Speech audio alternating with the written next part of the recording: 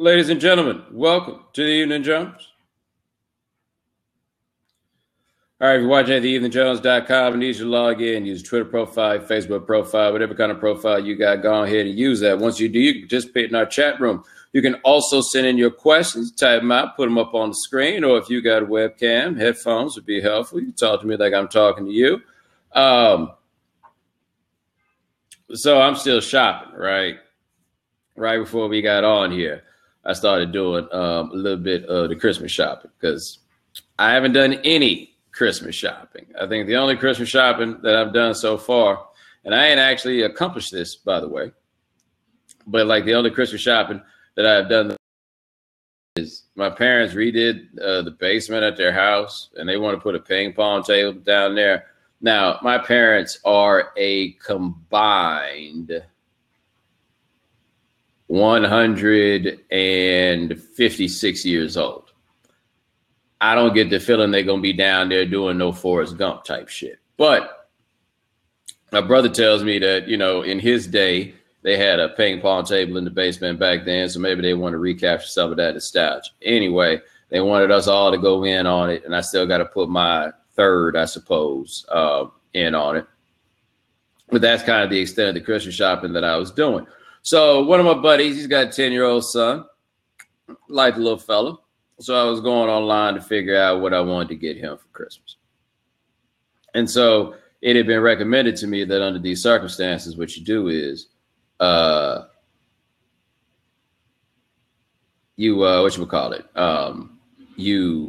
Google best gifts for a 10-year-old. Okay.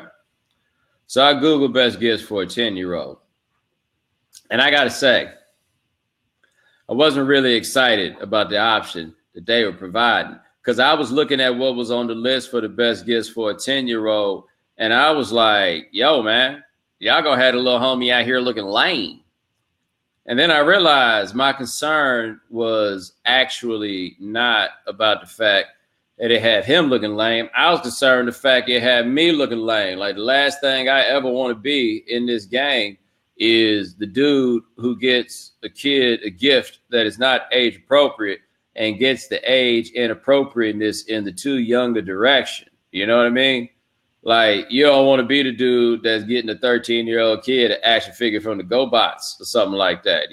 Like when the kid wants something hip, you want to at least be smart enough to give him a gift card because you don't know what the hell is hip to people that age, but you don't want to patronize the little fella. He'll never let you live that down. You'll never be trusted again. You go from being cool Uncle Bo to just Bomani. Like just that fast. I don't want that. But let me Google up right now what they said best gifts for a 10-year-old. And I'm just curious to know what some of you guys think about these. Yeah, best gift for 10-year-old boy. So like, I'm looking at it. I'll go to this website and see what they had to say about it. There was one website called Born Cute, and I was like, there's no way in the world that's going to work. All right, so this one is, I see the Big Book of Boy Stuff. It's got like practical jokes and stuff like that. And I feel like, I don't know about that for 10. There seems to be lots of different types of Legos. This is make your own Lego movie. You use the app and Legos to make super creative stop motion animation. And that sounds mad futuristic, something my childlike brain wouldn't have been able to conceive of when I was 10 years old. But like, I don't know. I guess I looked at all of these and I just didn't feel like this was like what you get a 10-year-old kid for Christmas. I just didn't feel that way. They did have something though that I did think a 10-year-old would like. Yeah, right here, the Slappy Watch, right? I guess it's kind of like the slap bracelets, except it's like a watch. Like, I felt like maybe that'll be something that a 10-year-old would do. But otherwise, man, I was going through this. Hey, I'm looking right here. Amphibious remote control shark car. And I was trying to think, like, was I still engaging in these sorts of activities when I was 10 years old? Like, I got a bad grasp on it. Now, my 10 was a little different, too, because I was grade skipping. But I have no concept of what age any child is. I don't know how big you're supposed to be at an age. I don't know what kind of stuff you're supposed to be into when you're at an age. I have no idea. Like, that is the thing I realized with my friends having children. I have to ask them all kinds of very basic questions about like, what is the kid supposed to be able to do at this point, right? Like when it comes time to like get books for kids and stuff like that, I don't feel very comfortable using the gauge of I read it when I was 10. It's a little unfair to the little fellas coming behind me. It's asking a whole lot out of them. I know some of y'all think that's an arrogant thing for me to say, but you know damn well what I'm talking about. You know, man, Gino in the chat room says, get the kids STEAM toys for future programmers. I don't know this kid, no damn future programmer. One thing I will say, by the way, while I think it's probably good for kids to be able to do all that stuff right there, I ain't trying to turn everybody into that particular variety of geek. We need people who can do other stuff too. You know, I guess the argument's going to wind up being, well, these are the things that'll get you a job or whatever. Ain't all of them people going to get jobs coding. They don't need that many people to do that stuff. Somebody going to have to teach little stupid kids to read. Anyway, let's go see what some of these questions is hot about.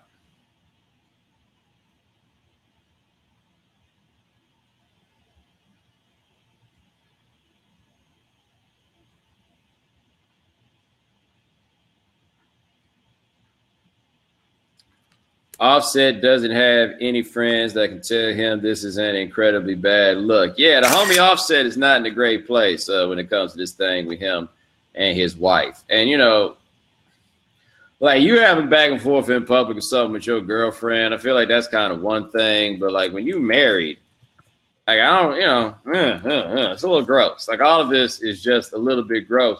And what I don't think that Offset, I don't know if he's fully doing the math on this, man. But as things stand right now, you kind of messing with America's sweetheart. Like that is an unexpected development of 2018. But Cardi B, in a way, has really kind of sort of become America's sweetheart. There's not a lot of room out there for people with bad things to say about Cardi B. And also, to be fair, I don't find myself overwhelmed with bad things to say about her. Like, what is the bad thing I'm supposed to say? Like, the worst thing I can say about Cardi B is, at least as far as I can tell, she ain't doing a whole lot of writing on her records. But I ain't really looking at Cardi B as no MC. Like, this is an entertainer. This is taking the template of a pop star and using rap to get there. Okay, cool. Like, that's about all I got, though, that's negative to say about her. She made people feel good. People are inspired by her story. And, oh, by the way, the record was good. You can't lose sight of that. The record was good. So she's married to Offset. Offset one of the Migos. And, I mean, I don't know what it's going to look like, you know, down the line or whatever when people think about these things.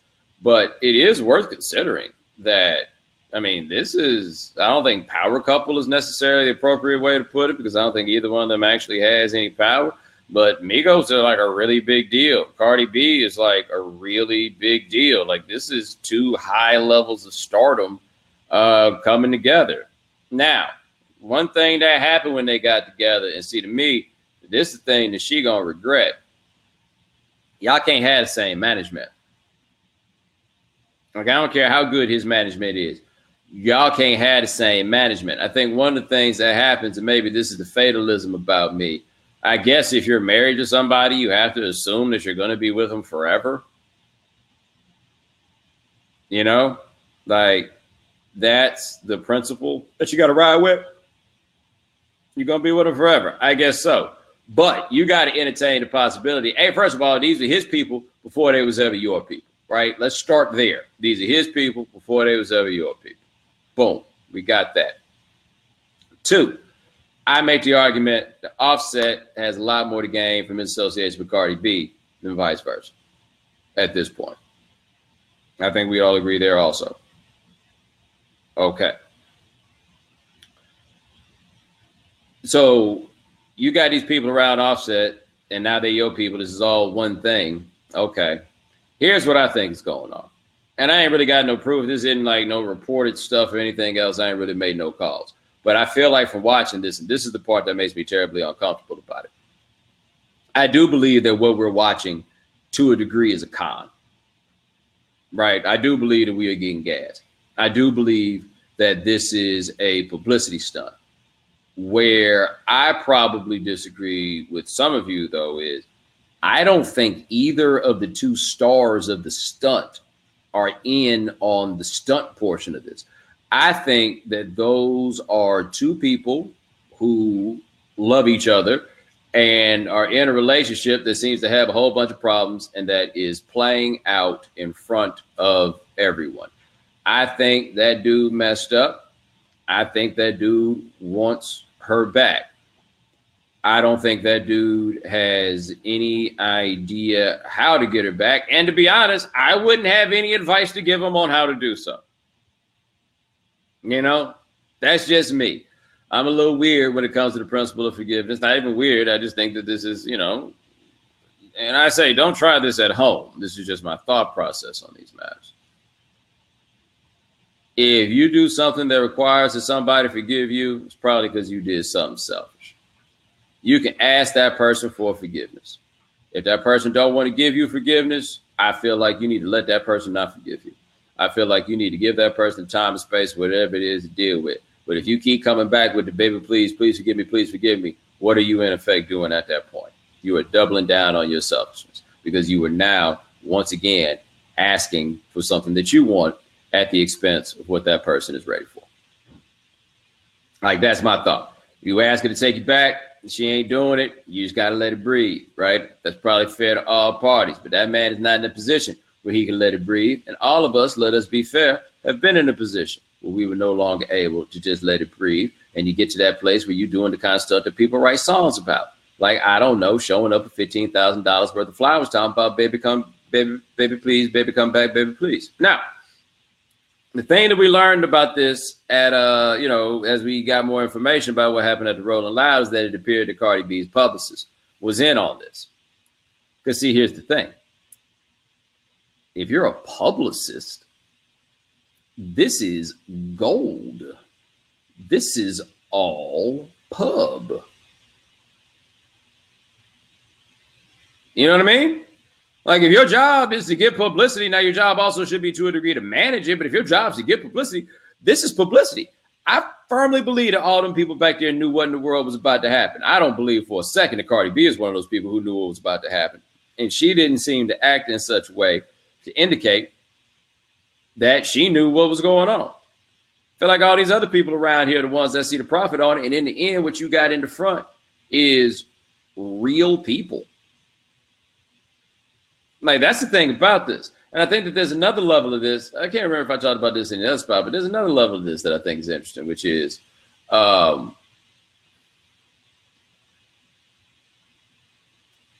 am at an age where I am not native to the social media space.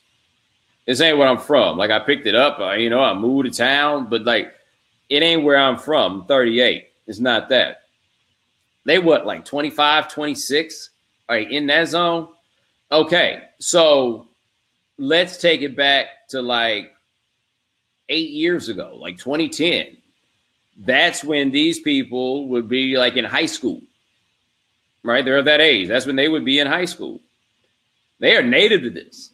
This is what they are of. And part of being native to the social media space is a public relationship. It is venting your frustrations on the internet. You know, when you feel you need a certain level of attention for whatever reason, that's where you take it. Right? This is before we even get to the part about them being famous. This is just kind of the way that people get down. Like, the idea that you would be in a situation where Cardi B is like, look, you know, I got my situation with my baby father. I'm not going to be with him no more, you know, so forth and so on. You know, she does that. And that was in large part like a public statement. But that was also the kind of thing that like regular people do. You know what I mean? Like, that's not just something that a famous person would do. That would be something that regular people do. Like, these sorts of behaviors are just kind of commonplace with people right now. And there's obviously a negative side to like having your relationship out there in public, because the thing about letting people in your business is like letting them in your house. It's a whole lot easier to let them in than it is to get them out. You know, so they wanted us to be in this to a degree when it was profitable. And then when it's not, they're like, hey, we want privacy. Totally understand where it is that you're coming from. That shit just don't work.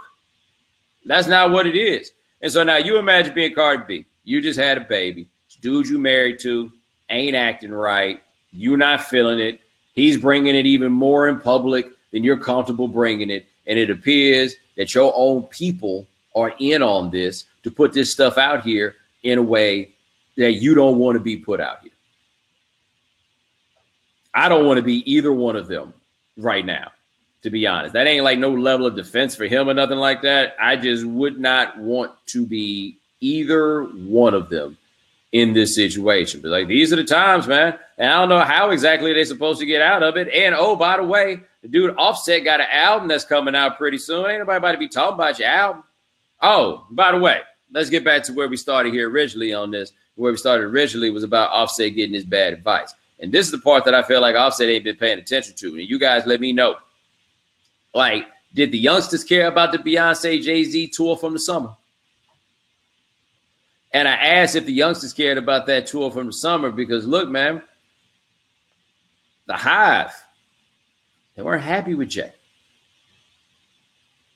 Not even the littlest bit. They were not pleased with him. He did the girl wrong. And Beyonce, they girl, right? He did that girl wrong. Beyonce had to spend the whole damn tour trying to get people to like Jay-Z again. Like, so the idea is just like, yo, we're going to get a lot of publicity behind this. This ain't the publicity that Offset want. Offset don't want the publicity until they holding hands sitting on the set of Ellen talking about how they got everything fixed. Like, that's what he want. But for right now, Like I say, you remember Tupac used to talk about rap for the ladies? He ain't called them ladies, but I'm going to do that. He'd be like, yo, rapping for the ladies. That's what you do. The ladies like it. Then all the dudes will follow. Hey, man, I got bad news for you, man. Ladies don't like this, Offset. Your next shit best be jamming. Otherwise, it's all downhill for you, homie.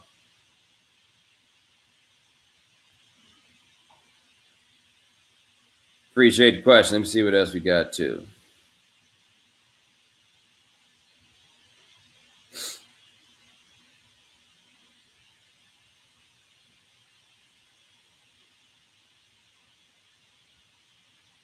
Somebody here talking about, do I ever listen to JID? So you telling me that that's not the same dude as the Classic Man? People been asking me about this JID, and I assumed they was talking about the Classic Man. That's a different person than the Classic Man. Yeah. JID, Georgina. So this JID is okay. So JID is a totally different person. Okay, that's cool. Hey, y'all ain't gonna be talking about me like that was some kind of stupid question. They both start with JID. It's kind of like when A$AP Rocky dropped, and some of us will have a generation be like, A$AP Rock? He out here? And they'd be like, yo, A$AP Rocky. And I'm like, yo, man, real hip hop. You know what I'm saying? A$AP Rock. And then I found out A$AP Rocky was a totally different person.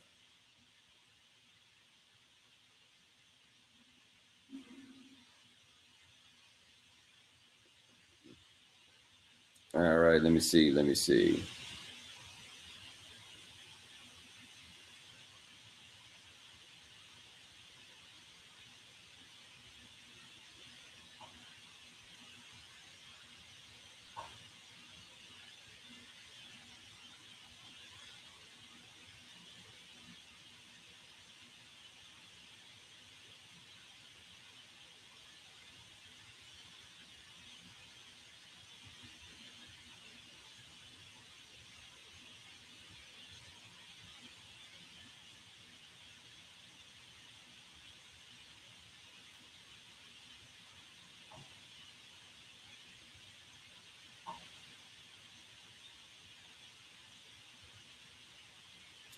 What was more audacious?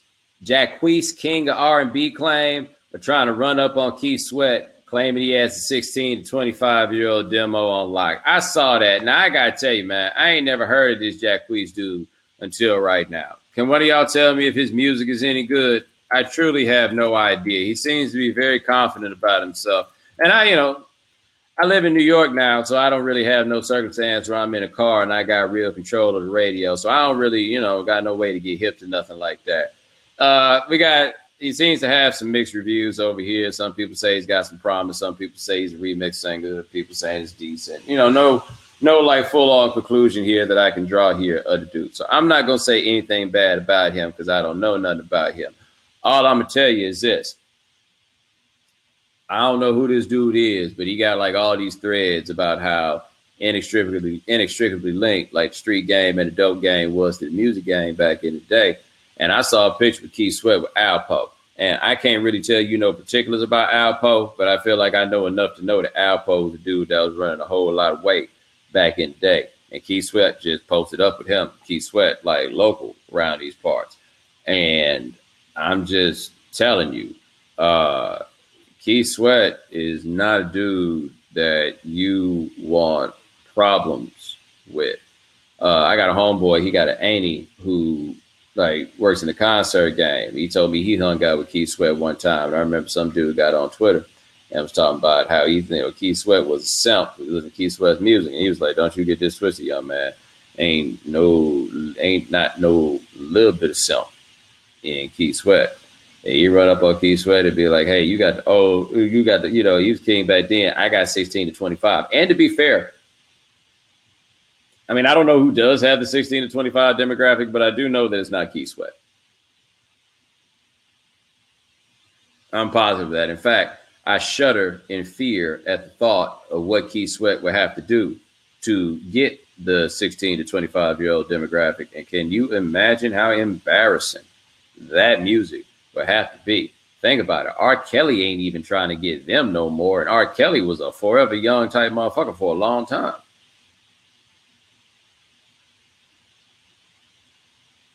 Yeah, man. So, yeah, like that's what it is. And I guess that got to that like long discussion people had about who was the king of R&B. So here's the thing about that discussion, at least as far as I feel it. What does R&B mean? Like R&B is truly, to me, like the most useless term.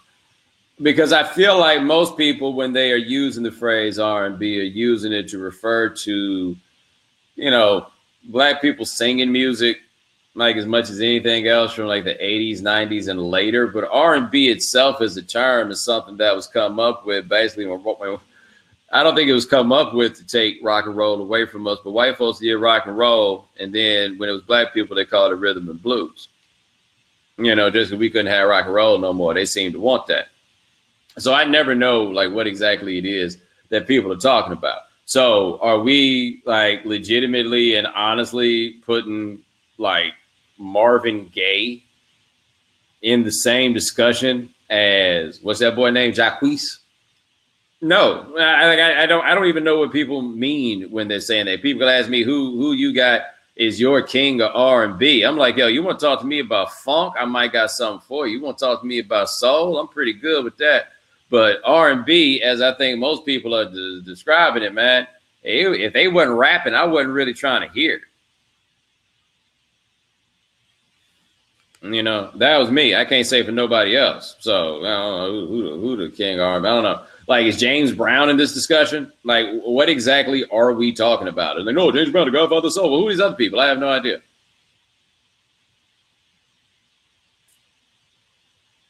Appreciate the question. Let me see what else we got here.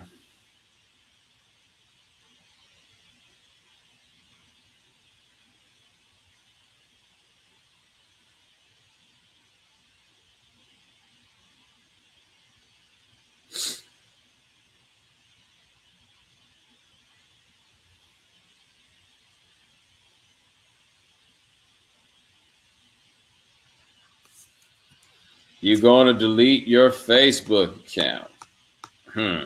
Yeah, so I guess Facebook got caught. We found out today was letting Netflix and Spotify read your messages. Shout out to Netflix and Spotify with the, we didn't even know we were able to do that. Yeah, okay, buddy. That's what that's the game we're trying to play now, huh? Okay. I see you. I don't know. I haven't, I log on to my Facebook account so rarely. I don't really participate in Facebook. I am surprised by how many people really go and check their news feeds and they on there on Facebook. Ooh. argue with people, and you know the whole thing about your families putting stuff up. I don't kick it on Facebook like that. Like I don't use that as some badge of honor or anything like that. I just don't. I found myself using Twitter much more for these things, just because I found the interface. Like if I was trying to actually have a discussion with people, I found the interface on Twitter to be far more useful. So I always did that. The thing about like deleting your Facebook account, I could delete my Facebook account. Like I could do that without too much of an issue. But everybody knows what the tricky thing is in trying to purge yourself from Facebook is Instagram. That's the one. Like, especially at this point, you know, for me and like career type stuff and whatever, it would be a little difficult to delete Instagram. But the truth is, you know, me, I'm in a little different place right now. I am no longer interested in sharing any of my life with you guys. Like, I'm just not. I ain't really trying to give y'all no pictures. I ain't really trying to tell y'all what I did last weekend. That's kind of the place where I am. So I would lose nothing from getting off Facebook myself. I don't think I would lose a single thing. The thing that about Facebook, and this is part of why Facebook is so entrenched and will be, everybody's on it. Like you can go find just about anybody on Facebook. Like that's the thing that they have going for them. But I don't know. Maybe at some point we'll see how it goes. I do question, like at this point though, how much of a value it's serving to be on Facebook all the time. Like I've logged it off of most devices that I have, at least as many devices as I can think of. Somebody over here said, did you have a bad experience or are you a naturally private person? Well, I mean, I would say that I'm private to a degree, but dude, this is the thing that you got to get at this point about my life, man. I'm not like just kicking it like some regular dude anymore.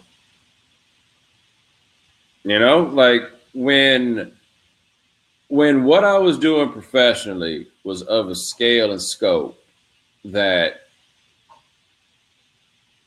okay, so give you a story. It's scarf I got right here. One of my old listeners sent it to me. He sent me a scarf. He sent me one of his favorite records. It was really, and he sent me a letter that was with it that was really touching. And I won't go into the particulars of it, but he told me that part of why he rocks with me and what I've done in the way that he does is because he started listening to the Bomani Jones at a time where he was kind of going through some things. And that community that we were able to build around that show became a community that helped him get out of that place. You know, it helped him get to a place that was better for him. And what I had at that time was a fairly broad reach, but it was still small and intimate enough that we could do stuff like, you know, we went to Chicago for Mike Hitman's birthday one time. We all just hanging out in the hotel, going to dinner, you know, going to the club, partying all night, you know, like all that stuff. Like that was the kind of thing that we could do. And so when it was working at that scale, it was like sharing what I was doing with my life was cool because I was really just dealing with friends. You know, like the people that were aware of who I was were people who rock with me and who rock with what I was doing. That's not what I do anymore. Like the work I do is like in a different place now. It belongs to a different set of people. The reactions are different. And so I'm not there. Like this is no, like what I do is no longer just the crew anymore. This is for the public and I'm not with that. And the other thing is, it's kind of like regardless of what it is that I want to do or what I am trying to do, so much of this stuff is performance now. Like Instagram is performance. And I guess performance is perhaps unfair, but you know, all of this stuff is like means communication. All of this stuff is done with an awareness that is being shown to the public. And most people are going to do that. They wish to project a certain picture. And I think we all think to a degree before we post something about how it is going to be received. And there's some ways that we do and do not want to be received. We do not want to be misunderstood, whatever it is. So a lot of this stuff is carefully curated in that way. But also a lot of it is performance. A lot of it is people sending the signal out there to everybody else about what their life is and how they want people to think about their lives. And so one thing that I do think happens is this stuff happens so broadly, you know, and once this becomes what so many people do, what you post or what you put up is then going to be evaluated through that lens, is then going to be evaluated through the lens of a performance. And so I don't know how easy it is at this point for anybody in my position to both present sincerely and have it be received as though it is sincere.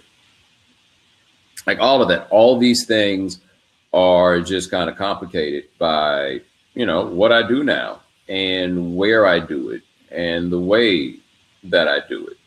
And so, I mean, what you even want to know about my life for in the first place?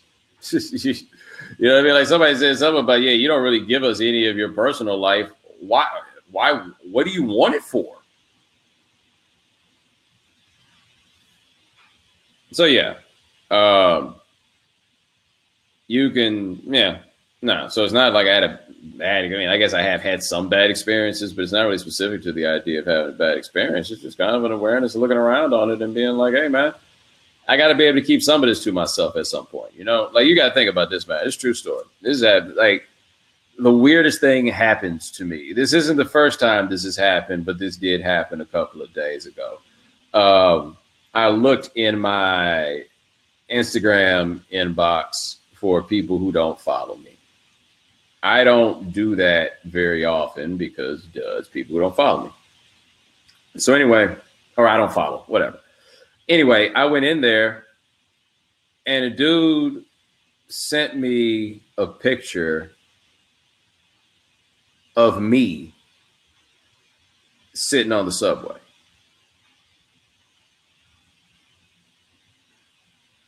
Yeah. And so I hit him back. And I was like, yo, do you realize how creepy this is?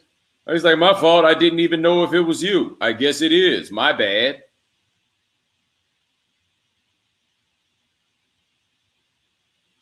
Yeah.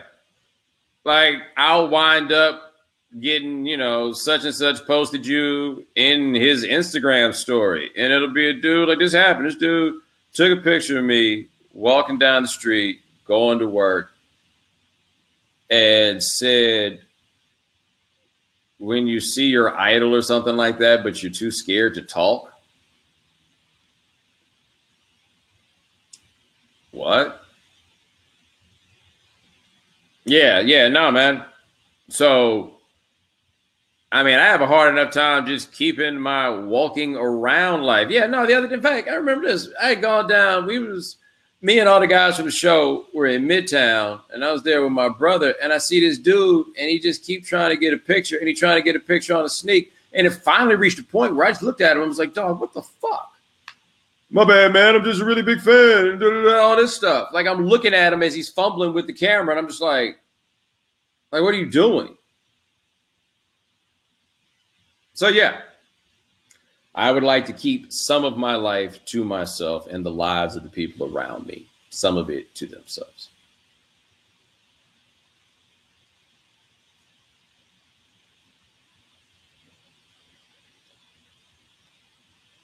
All right, let me see what else we got here.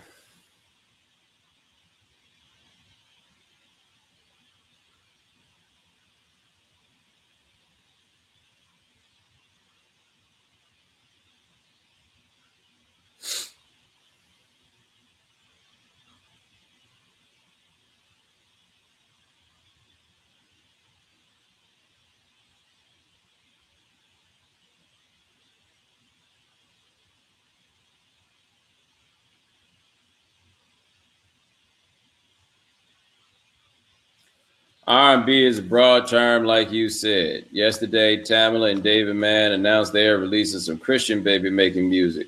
Clean R&B. Did you hear about this? And are you intrigued? I did hear about this. I saw it briefly.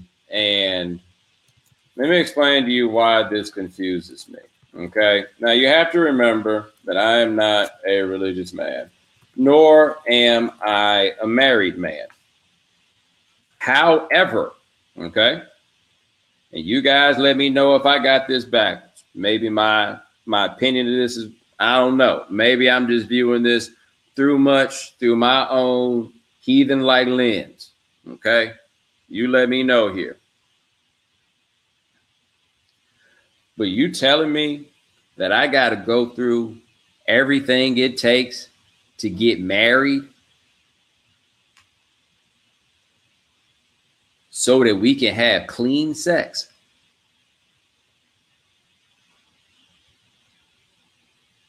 Do I have this right? You know, because I understand, like, if you bought this Christian life and you not married, you know, and y'all need some hand-holding music. You know what I'm saying? Y'all need some promise ring music. I get that. Heavy petting music, you know, apologize the day after music.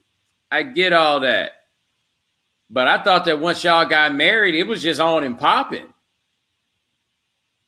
Have I been lied to? I mean, okay. I know you married people like to say it don't crack like it used to, but I thought that once you got married, like everything was on the table. That was the way that I saw it.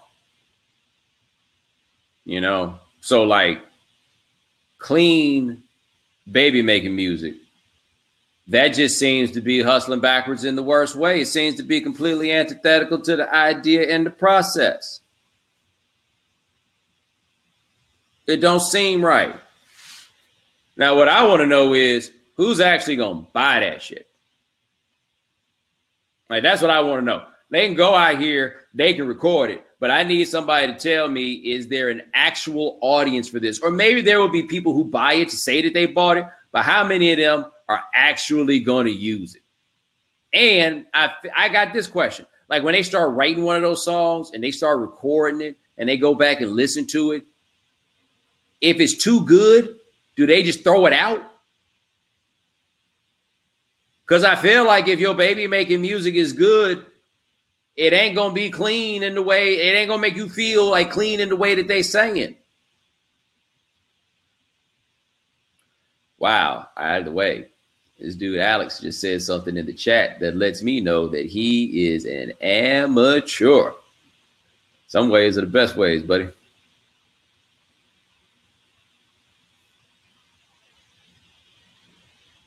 Yeah, Alex, damn.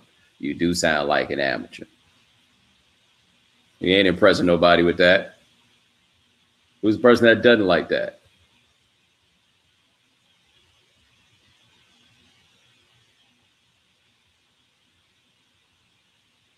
As the chat room goes and sees what he said.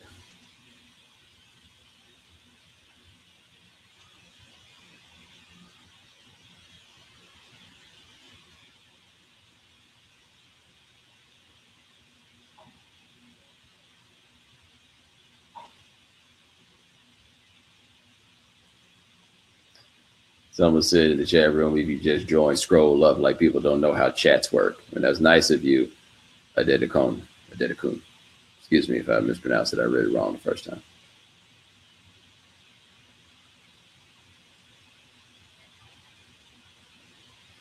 All right, let me see if y'all got anything else I feel like answering.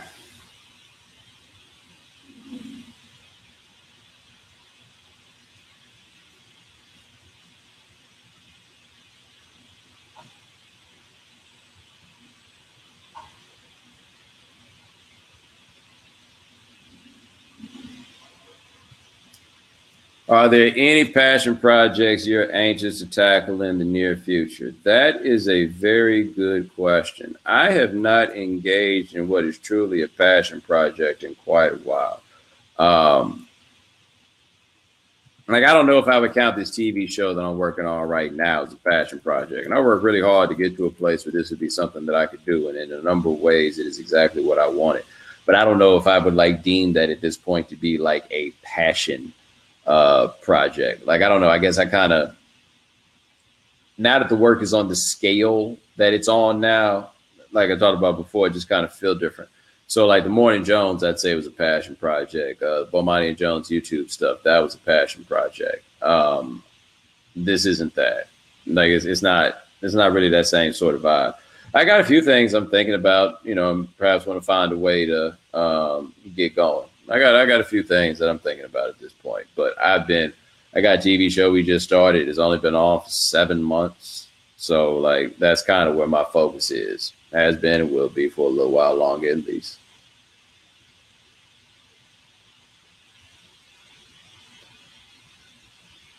Appreciate the question. Let me see what else we got.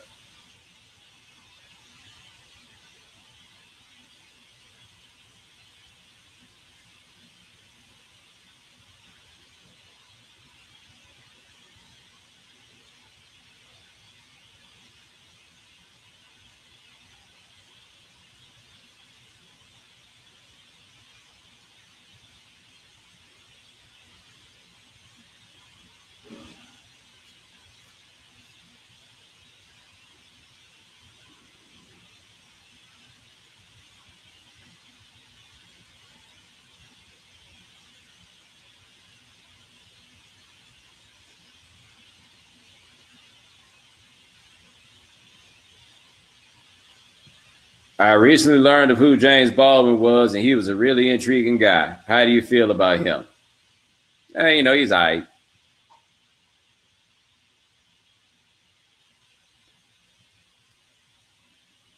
There's somebody who's like listening to this that doesn't know that much about me that is so furious. You're just all right? What's that supposed to mean? What, you think you can do better?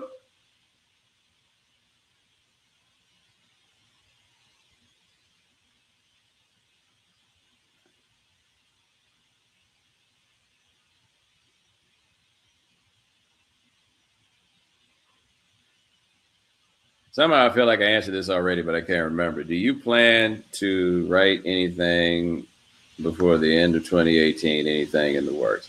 I don't have anything in the works. I've had like 2 or 3 things in like the last week or so that I've wanted to write, but just haven't really been able to get myself in a position to actually do it. I got a little more time to do it, but I guess most of the editors I know are going to be out.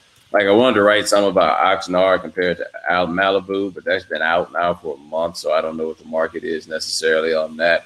Thought about doing something on that LL Cool J article the New Yorker did that bounced around that everybody was so mad at, even though like we black people have been saying very similar things about LL Cool J for like 25 years.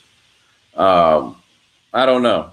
I don't have anything planned. I haven't had anything that's just made me jump up and be like, yo, I got to write about this. I just haven't really been in that space. So yeah. We'll see. I like to try to at least write one thing per year. So we'll see if I can get around to it. Actually, I like to write more than one thing per year, but I want to at least get one thing done per year.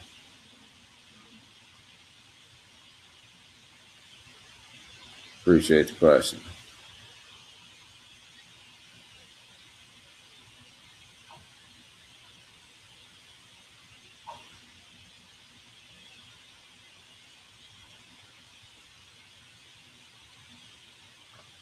All right, let me try to find me one more before we get up out of here.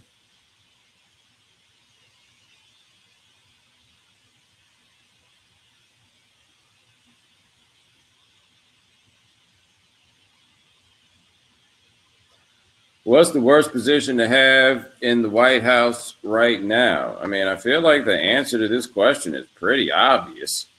The answer to this question, by the way, is pretty much the same as the answer always is to that question. It's the President of the United States. Like, what's the worst thing that can happen to the rest of the people? They get fired? Do you want to work there? Like, forget about the politics, man. I just be reading the news. It's stressful as hell over there. Like, would you want to work there? Nah. Y'all want to fire me? I'll take it. You know what I'm saying? There's only one dude over there that can't get fired. And I assure you, he's the guy having less fun than anybody else is. Trust me. All right, I see somebody wants me to tell the story of the whole ship. They're saying that since it's the last podcast of the year, would I mind retelling the story of the whole ship? I have been telling you guys the story of the whole ship for about 6-7 years or so. For you, I am going to tell the story of the whole ship. I know that some of you have probably heard me mention the whole ship, and you've wondered what it is that we're talking about when we say the whole ship. So, I got a friend who has a friend. And that friend was one day recounting the story of the time, not the time he got divorced, why it was that he got divorced. And so he said that his wife worked for Carnival, Norwegian, one of those, right? And so she was going out on the water, working on a cruise ship, so she go out, she come back. But something kind of didn't seem right to him. And then one day after she got back off the ship, some dude called. And I believe the way this part was told to me, his name was Esteban or something like that. And Esteban got on the phone and did not say, like, may I speak to Toya?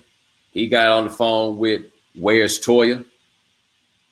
And he said that to this man who's answering the phone in his own house. And so now he's like, I don't know about this, dog. And so he decided to tap the phone of the house and put a recording device on the phone at the house. And so he did that, but he felt bad about it. You know what I mean? Like, you feel like you should be able to trust your woman or whatever it is. He ain't feel like that should have been some situation that it shouldn't have been that. But he put the tap on the phone. And he had actually kind of forgot that it was there, And then one day he decides to go ahead and listen to what's on the tape. And he's listening, and it's his woman, his wife, and she's talking to her mom. And she's like, Mom, I don't know. I think he knows. Like, I think Jimmy knows what's going on. And she starts getting real nervous. She's just like, I don't know. I just know. I'm just scared. I mean, like, I just don't understand. Like, what's he gonna do when he finds out I'm fucking the whole ship?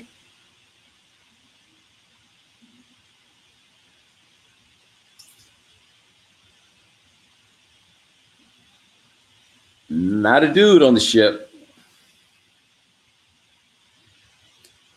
Not like a particular wing of the staff. The whole ship.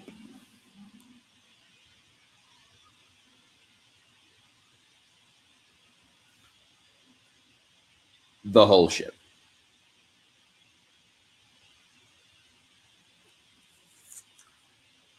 And so after that, she then hung up the phone.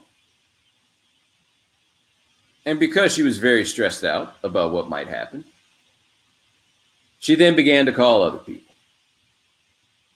And so my man heard her tell this story again and again and again. And the thing about this story is, I don't know if there's any scenario a person could have presented that sounds worse than the whole ship. The whole locker room doesn't sound so great, but it don't hit you in the same place as the whole ship. There was a woman on, I believe it was divorce court, who spent her night hanging out with the Wu-Tang Clan until like 6 o'clock in the morning.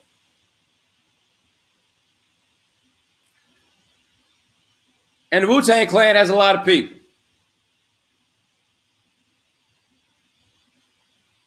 But that ain't a ship.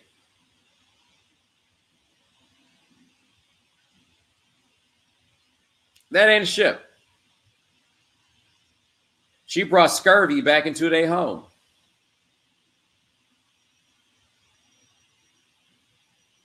Right back into the crib. The whole ship.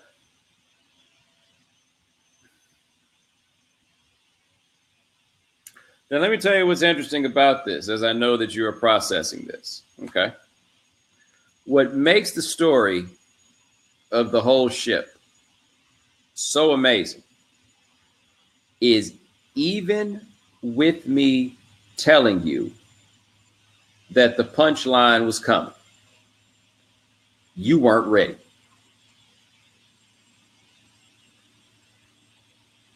Like, you knew what the line was. You weren't ready. There is something about that moment when you hear those three words, the whole ship, that everything is like, wait, what? Like, whoa, the whole ship. And so the thing for me about the whole ship is that when I was first made aware of the whole ship, I had never seen a cruise ship before. Then I moved to Miami. I saw a cruise ship. Those are massive structures. They're really big. Like, I'm sure she didn't mean it literally, right? Like, I'm positive she didn't mean it literally. But you know why I can be so sure that she didn't mean it literally? Because she's not my wife. That's why I can say that. Imagine hearing that. The way it hits you to hear the words, the whole ship. Imagine they was talking about the whole ship, but it's your woman. The whole ship.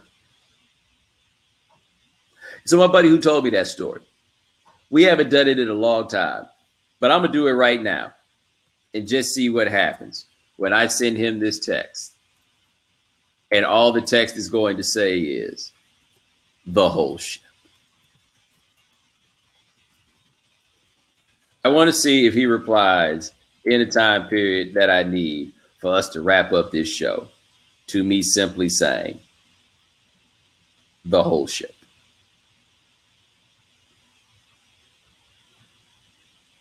Yeah, guys, it's the greatest story ever. There is no better story. There's nothing, no. And you're right, Kiki. I bet she don't be listening to no clean R&B. Like, do you realize how furious you would be if you and your woman had been at the crib listening to all that clean R&B only for you to pull out your recording equipment to hear the whole ship?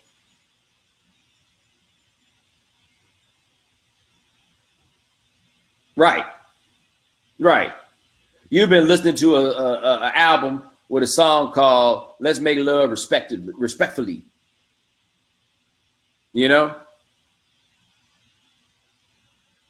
"Do Me Like a Lady." You've been listening to all of that. Little did you know, the whole ship.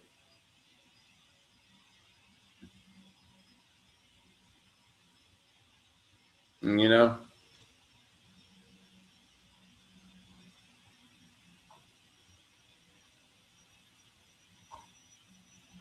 Is it okay if I do that right there, please? That's the song. That's the song y'all listen to on y'all's wedding night. Meanwhile, on the whole ship, I feel like we've been talking about the whole ship for like 10 minutes now. And we could talk about it for 10 more. However, ladies and gentlemen, thank you so much for joining us here on the Evening Jones. We're back on the road. We're back trying to get this done here about once a week. One thing about it, man, we've been having some trouble with the feed for the subscription. So hopefully we'll have that straightened away that y'all can deal with, but we'll get that taken care of. My man Lance Gilliam handles everything behind the scenes. Also thanks to Omid's Design for their help, as this is our last show of the year. And this as a reminder, as we get people who are new here, but this is a very important thing that I need everybody to understand is I can keep my stuff going the way that I keep it going.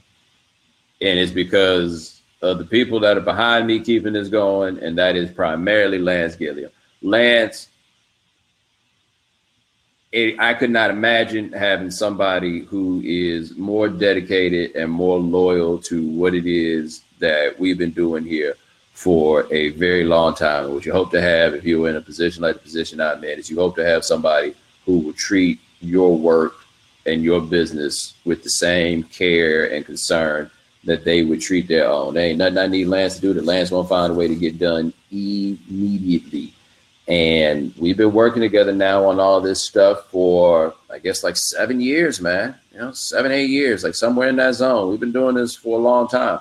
And I am forever indebted to what he has helped to provide this. This podcast can only go because Lance handles all the stuff so that I don't have to. And as I try to do every year around this time, I can't thank him enough for all the help that he has given to doing this show. And so if you enjoy it, I think you should also thank Lance, because unlike me, you don't have to pay him. That's right. At least he can do is say thanks. But all right, if you can't watch the Even Jones Live, subscribe to the podcast, subscribe to the iTunes Store, subscribe at Stitcher Radio. Check us out on SoundCloud. We are also at the Google Play Store, and I'll talk to you guys in 2019. Take it easy.